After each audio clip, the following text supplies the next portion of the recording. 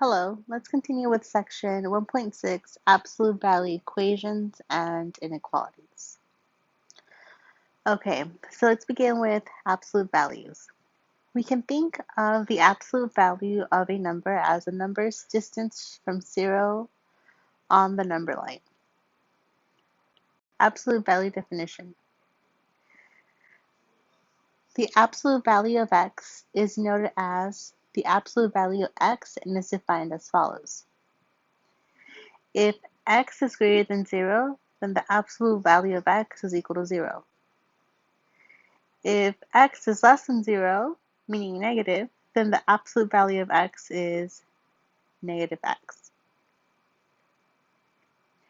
All right, so let me help you understand more better what we're trying to say.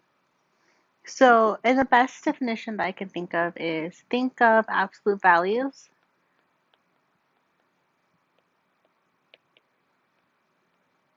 as a distance. And a distance never is a negative distance. For example, if we drive from home to work or to school, then it's always, say, 5 miles. It's never going to be negative 5 miles, right? It's a distance. So it's defined as the distance from 0 to whatever number. And distance, whatever distance it may be, will always be positive. Another example I think of is, say you're walking your dog or your cat or your bunny, whatever that you have, and you have a 5-foot leash. Then no matter how far your dog goes or whatever pet you're walking, it's still going to be 5 feet away from you, right? Whether it's 5 feet to the left or to the right, it's still just 5 feet. Okay, another example with absolute values, let's take a look at some numbers. Let's say I want to take the absolute value of 5, since we were talking about that 5-foot leash. The absolute value, the distance from 5 to 0, is just 5. Same as the distance of negative 5. The distance from negative 5 to 0, 1, 2, 3, 4, 5. It's still just 5.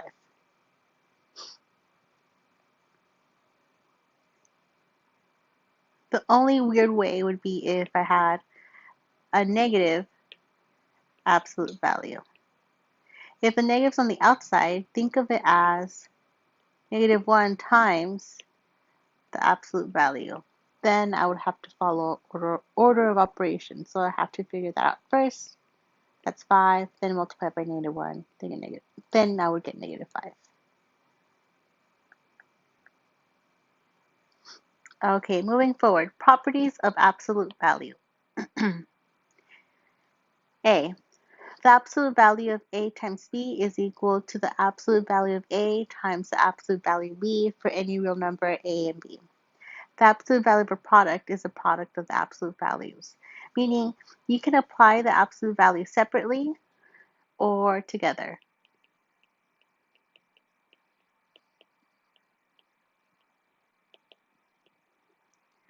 B. The absolute value of A divided by B is equal to the absolute value of A divided by the absolute value of B. Again, you can apply the absolute value together as a fraction or separately as your numerator and separately as your denominator. C. The absolute value of negative A is equal to the absolute value of A for any real number A. The absolute value of the opposite of a number is the same as the absolute value of a number. Like my example we said, absolute value of 5 is the same thing as the absolute value of negative 5. All right, let's take a look at some examples where we can apply the properties. Simplify, leaving as little as possible inside the absolute value margins. Okay, so this first one. I want to take the absolute value of 5x. Okay, well, I can apply it separately, right? So I have, since they're being multiplied, the absolute value of 5 times the absolute value of x. Okay, well, the absolute value of 5 is 5. But do we know what the absolute value of x is? Can we just drop it? Well, it depends a lot. Is it a negative x? Is it an x? We don't know. So because we don't know what's going on with x, we write absolute value of x.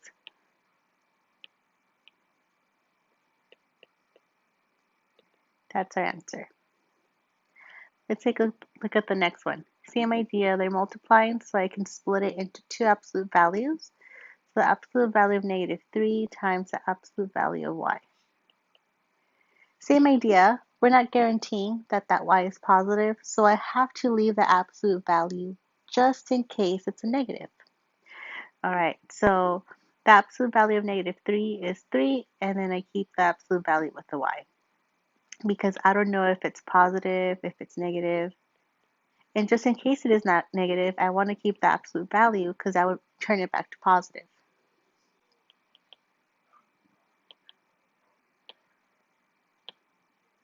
Let's take a look at 3. We have 7 times x squared, and I can apply those absolute values separately. The absolute value of 7 is 7. But what about that x squared? That's just x squared. Why? Well, let's think about it. Let's have a little think bubble. Should make it look like a bubble. If I have something being squared, that means it's multiplying by itself twice. So if I have a positive number times a positive number, my answer will always be a positive number. But if I have a negative number times a negative number, it's still going to be positive. So that square guarantees that I'll always have the positive outcome.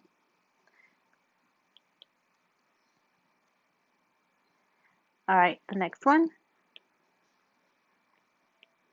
I can split the absolute value so that I have 6x divided by the absolute value of negative 3x squared. Okay, I can take the absolute value separately, so I have the absolute value of 6 times the absolute value of x divided by the absolute value of negative 3 times the absolute value of x squared. For my numerator, the absolute value of 6 is 6, and that x, I don't know where it is. If it was square, like we have above, it would be a whole different story. But since it has a degree of 1, an exponent of 1, we keep the absolute value. In the denominator, I have the absolute value of negative 3 is positive 3. And my x squared, well, I can drop the absolute values because the square guarantees a positive. So I don't have to worry about there being a negative.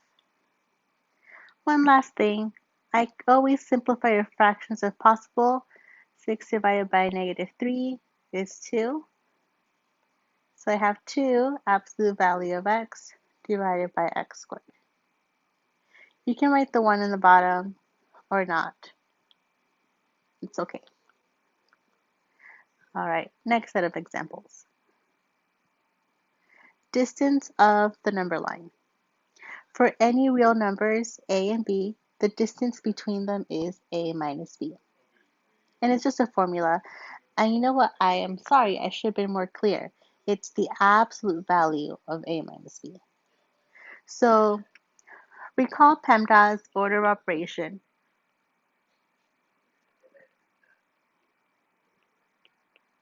Right? You might remember as please excuse my dear Aunt Sally, where P is for parentheses, E is for exponents,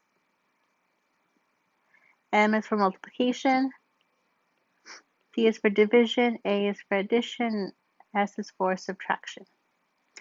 One thing to remember, addition and subtraction comes from left to right, and multiplication to division, that's always left to right, in case they're battling out and you're wondering which one comes first.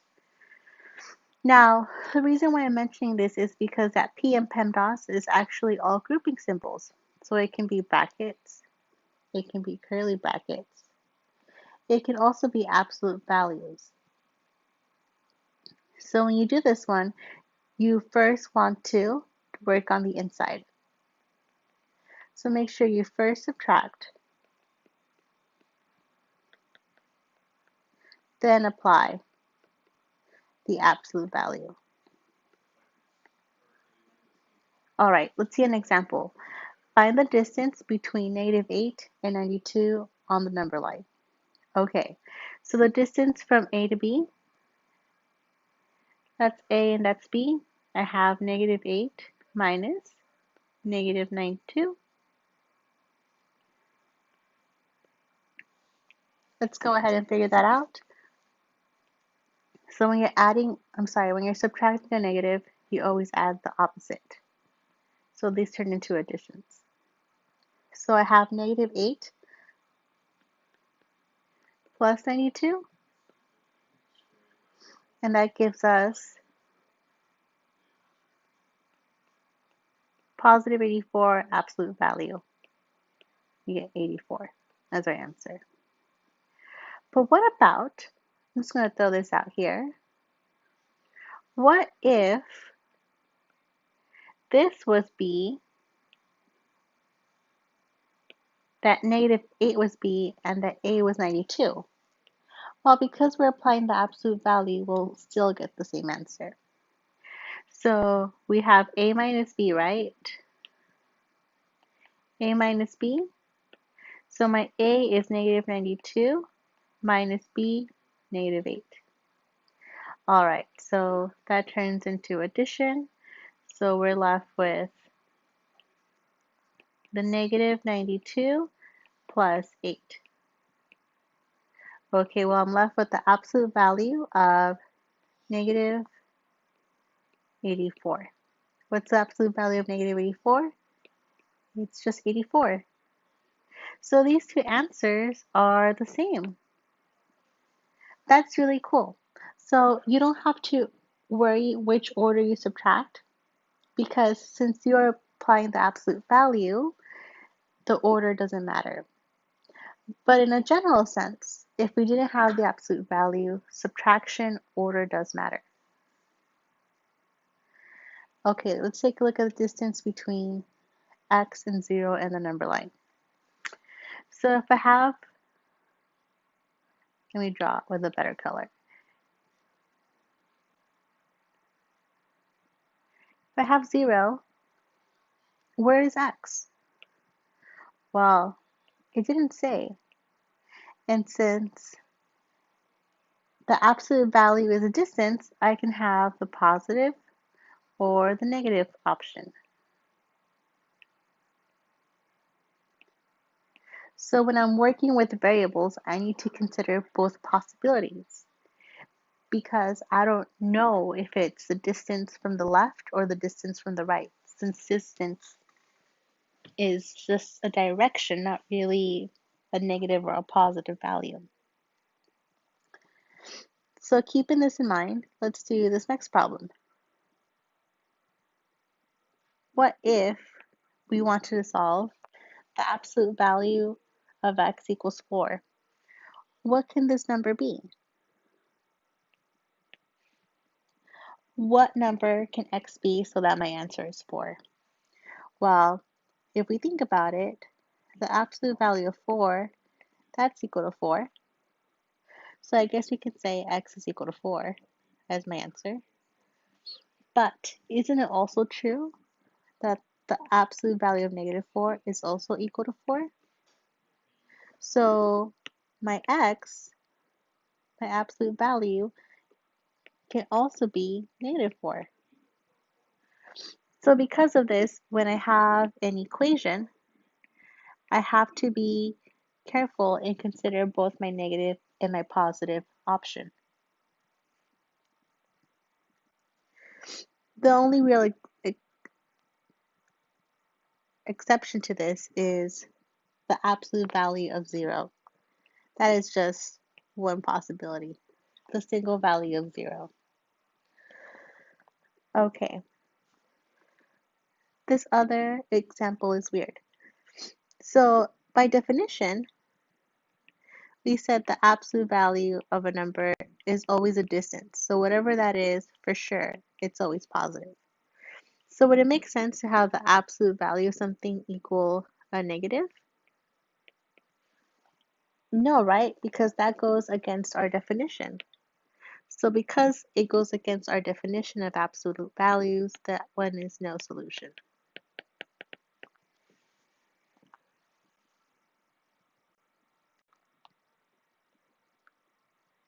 The absolute value principle. For any positive number p and any algebraic expression x, the solution of x is equal the solution of absolute value of x is equal to p for those numbers that satisfy x is equal to negative p or x is equal to positive p. So notice we're writing it as both a negative and a positive. B. The equation absolute value of x equals 0 is equivalent to the equation x equals 0, since I don't have to consider a positive and a negative. And C. The equation absolute value of x is equal to negative p. That would have no solution. I can never have an absolute value equal a negative. That's a problem. Okay, let's go ahead and do that first example. So according to our rule, if I have the absolute value of something, I need to write it twice. Once with the negative and once with the positive. Okay, so one thing it doesn't emphasize, will make that rule 0, is make sure you isolate the absolute value. Make sure it's by itself. Okay, so let's go ahead and solve this problem. So let's start off by getting this absolute value by itself. Okay, let's start off by moving that 5. Minus 5, that's 0. Minus 5, we get 4. So for our equal sign, we have on the right-hand side, we have 4. On the left-hand side, we have 2 absolute value of x. Almost there. I want to get absolute value by itself. So let's go ahead and divide by 2. Because 2 divided by 2, that gives us 1. So on the right-hand side, I have 4 divided by 2 is 2, and the absolute value of x. Okay, now I can go ahead and apply my definition. So by your definition, I need to write it twice. Once with the positive and other for the negative. So that I have x is equal to 2 and x is equal to negative 2. And we're done. That's our answer. I got x by itself. I wrote it twice. We're great.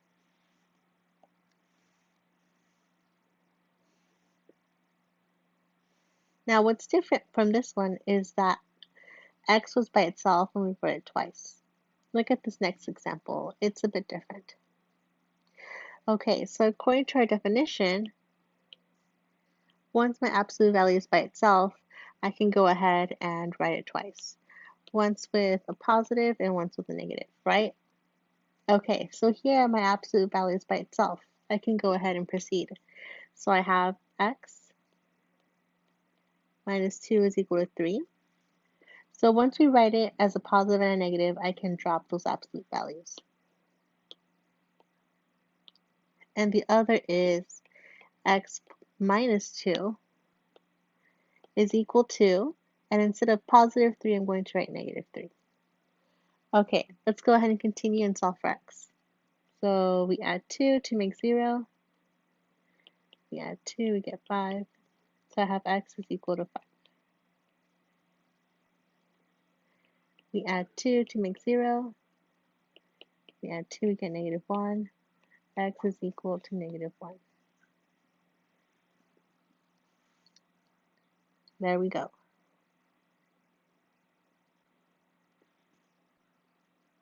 Let's take a look at the next example. Okay, so according to my definition, once I have the absolute value by itself, I can write it as a positive and a negative. Whoa, Did we catch that? I can't take the absolute value of a negative because whatever an absolute value may be, it can only equal a positive. So a negative makes a false statement. So because of this, our answer is no solution.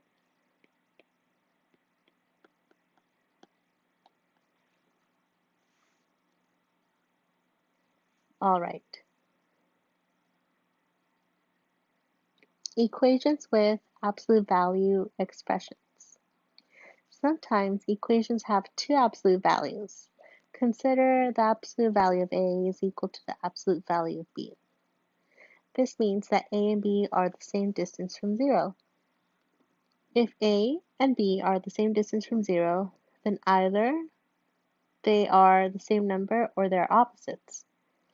So let's do an example. How would I come across something like this? Well, when you do it like this, you have to set 1. So 1 will stay the same. Just drop your absolute values, and the other, make one of them negative.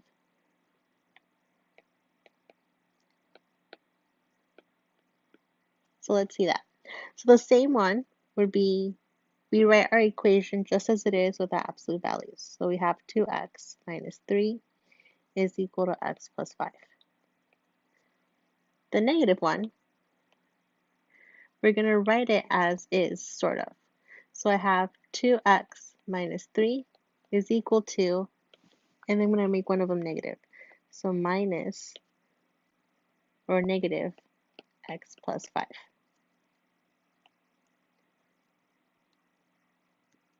plus 5. And we go ahead and solve. So for that first one, I want to solve for x. I want to get x by itself. So I have minus x, that's 0, minus x, that's just 1. So on the left-hand side, I'm left with 1x, so just x, minus 3 is equal to 5. We want to get x by itself, so we need to move that 3, plus 3, that's 0, it's gone, plus 3, we get 8, so x is equal to 8. Now for the other one, that negative needs to be worked in, so I have to distribute, I have to multiply in that number. So I have negative times x, negative x, negative times positive 5, we get negative 5. And on the left-hand side, I have 2x minus 3. Okay, I want to solve for x, so let's get our x's one side, plus x, that's 0, so that's gone. 2x plus what? 3x. So we're left with 3x minus 3 is equal to negative 5. Let's get x by itself, so plus 3, we get 0, here we get negative 2. So 3x is equal to negative 2. Let's get x by itself, so let's divide by 3, We're left with x is equal to negative 2 over 3. And those are our two answers.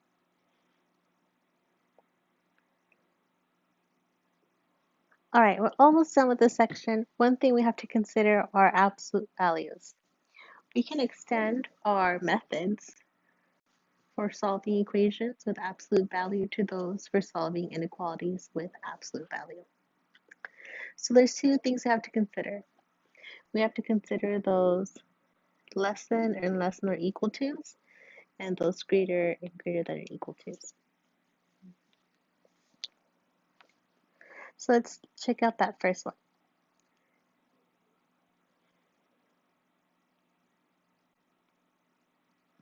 The solution, absolute value of x is less than p, are those numbers that satisfy negative p less than x less than p.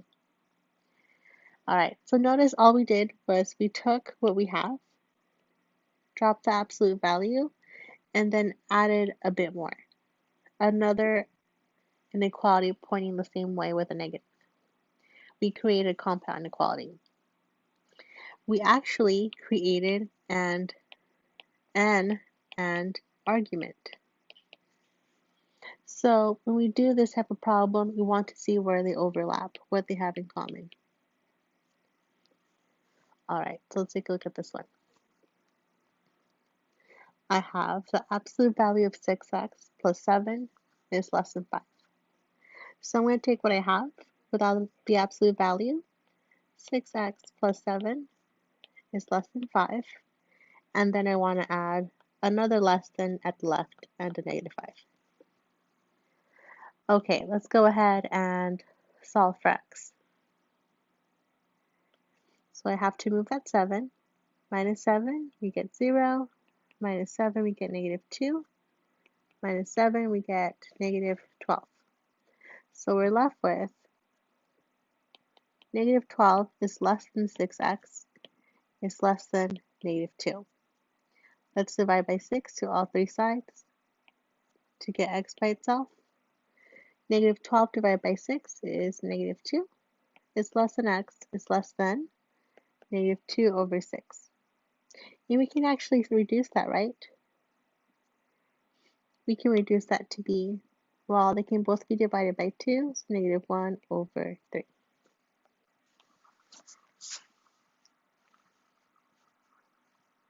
So what is our answer? Our answer is from negative 2 to negative 1/3.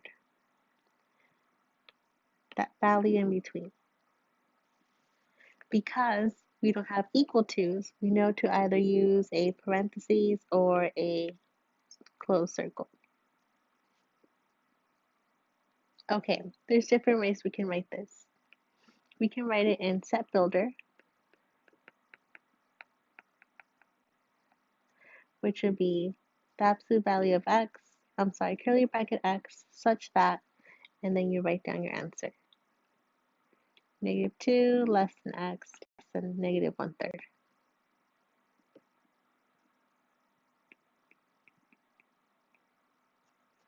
You can also write it in interval notation.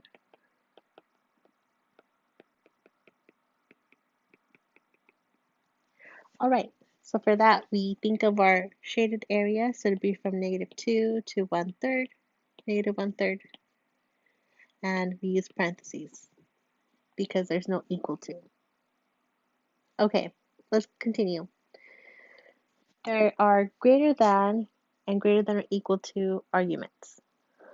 Those arguments are your OR arguments, like your union. So everything shaded is your answer. Let's read the definition. The solution of the absolute value of x is less than p for those numbers that satisfy x is less than negative p and x is greater than negative p. Okay, so this one is slightly different.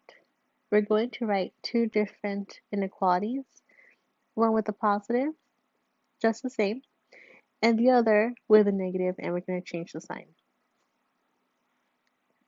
So for this example, I have the absolute value by itself,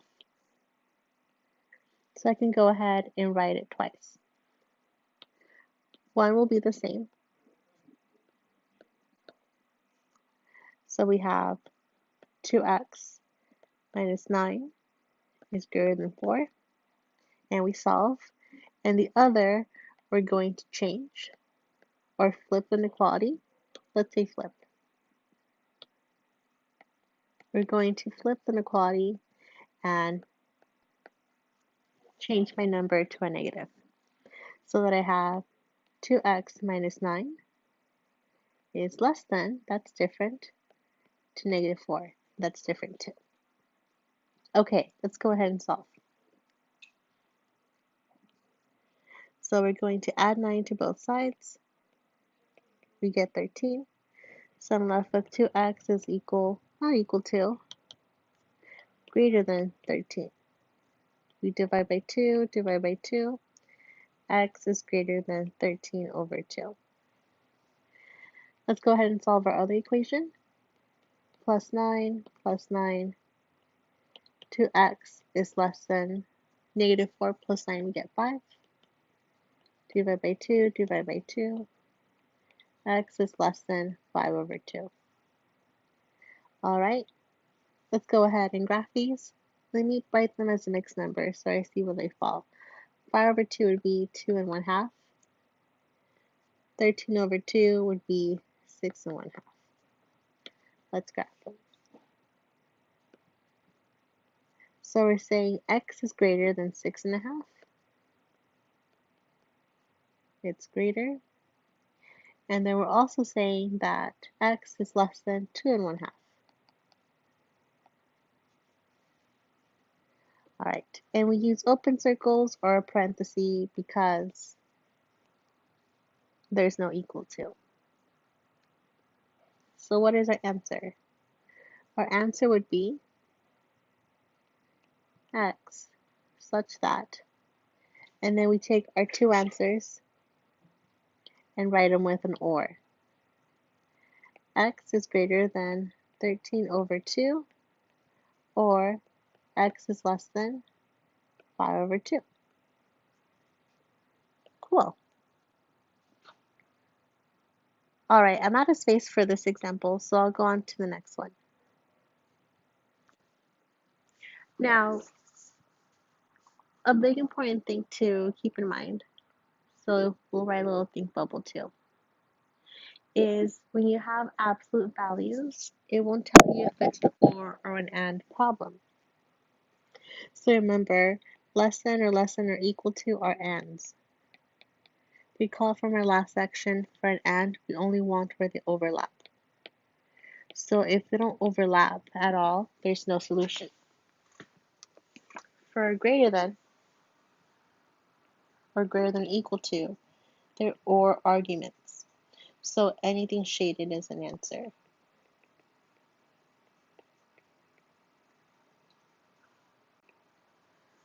Okay, let's take a look at this last example. Solve 8 minus 4x is less than or equal to 5. Then graph. Okay, so my absolute value is by itself. That's good. Now I can write my two different ways. Oh, it's less than. For less than, we write a compound inequality. Actually, you can write them all as ors. Your answer would be interpreted different because we have two different arguments. But you can write them as ors. So we write this as 8 minus 4x is less than or equal to 5. And to the left, we write less than or equal to negative 5. Let's go ahead and solve. We want x by itself, so we need to move that 8. Plus 8, plus 8, plus 8. Ooh, that'd be minus 8. I did the first one right. Got the rest. Minus 8, minus 8. 8 minus 8 is 0. Negative 5 minus 8 is negative 13. And 5 minus 8 is negative 3. Alright, so we have negative 13 is less than or equal to negative 4x, less than or equal to negative 3. Alright, now I want to divide by a negative 4. Do you remember what happens when we divide by a negative? Draw a little star. When you divide by a negative, remember to flip your inequality. So we have a negative divided by a negative is positive, so I have 13 over 4 is greater than or equal to x is greater than or equal to 3 over 4.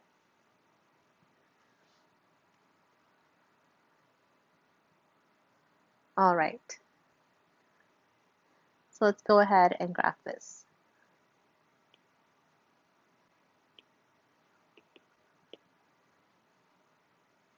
So 13 over 4, I need to write as a mixed number so I can see where it falls on the number line. 4 goes into 13 3 times, and I have 1 left over. So I have